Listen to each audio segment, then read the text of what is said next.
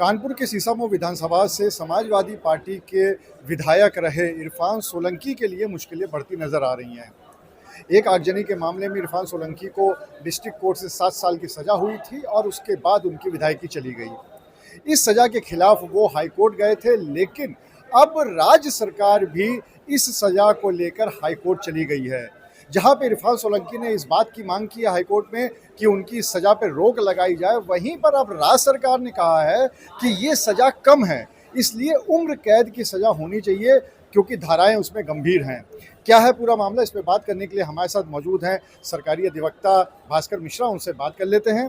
भास्कर जी, पहले तो इरफान सोलंकी गए थे हाईकोर्ट कि उनकी सजा रद्द की जाए, उनकी सजा पे रोक लगाई जाए। अब राज्य सरकार चली गई है, तो राज्य सरकार की तरफ से जो याचिका है उसमें क्या मांग की गई? 4 जून 2024 को एडीजे 11 आदरणीय सत्यनाथ जी त्रिपाठी की कोर्ट से इरफान सोलंकी, उनके भाई रिजवान सोलंकी और 3 अन्य अभियुक्तों को सज़ा दी गई थी। इसमें जो सबसे गंभीर धारा थी 436 आगजनी की, उसमें न्यायालय द्वारा 7 वर्ष की सज़ा घोषित की गई थी।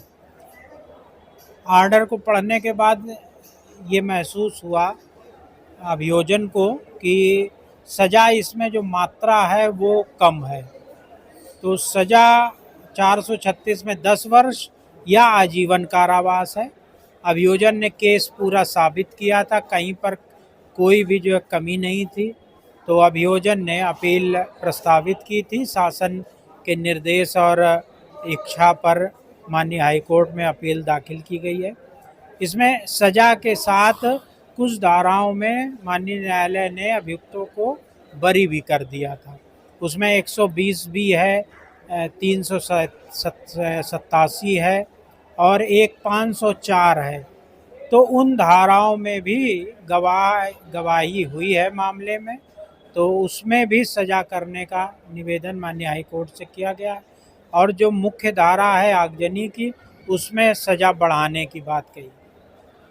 तो अब ये जो हाईकोर्ट है, हाईकोर्ट ने अब ये भी कह दिया है कि जो इरफान सोलंकी की याचिका थी और जो सरकार की याचिका है, दोनों को क्लब कर दिया। अब क्या दोनों साथ साथ इस पर सुनवाई होगी? इसमें इरफान, रिजवान और जो 3 अन्य अभियुक्त हैं, शौकत पहलवान, इजराइल आटेवाला और मोहम्मद शरीफ, ये 5 लोग अपील में गए हैं, अलग अलग गए हैं। इरफान, रिजवान एक साथ गए और 3 अन्य अभियुक्त हैं वो अलग अलग गए। तो 4 अपीलें तो उनकी हो गई और एक शासन की हो गई 5। तो इस तरह 5 अपीलें अब एक साथ सुनवाई होगी और डबल बेंच है उसमें सुनवाई होगी और 24 सितंबर उसमें सुनवाई के लिए तिथि तय की गई। इरफान और रिजवान की तरफ से जो सज़ा है उसको जो है निलंबित करने की प्रार्थना की गई है और विधायकी जो है रिस्टोर करने की प्रार्थना की गई है। तो उस पर भी जो है 24 तारीख को सुनवाई होगी। तो यानी ये माना जाए कि जैसे कि अभी उपचुनाव प्रस्तावित हैं उत्तर प्रदेश में और उसमें कानपुर की सीसामऊ सीट भी है इरफान की वजह से जो खाली हो गई थी, तो अगर हाईकोर्ट से राहत मिलेगी विधायकी वाली अर्जी पर, तब तो वो चुनाव लड़ पाएंगे, अन्यथा नहीं लड़ पाएंगे। यही नियम है? हाँ, नियम यही है और अभियोजन को पूर्ण विश्वास है कि माननीय हाईकोर्ट इस तरह की कोई रिलीफ नहीं देगा, क्योंकि आगजनी की घटना जो है वो एक ऐसे व्यक्ति द्वारा की गई है जो जनप्रतिनिधि है, जो जिम्मेदार नागरिक है। तो मुझे नहीं लगता है कि माननीय हाईकोर्ट को इस मामले में रिलीफ देगा।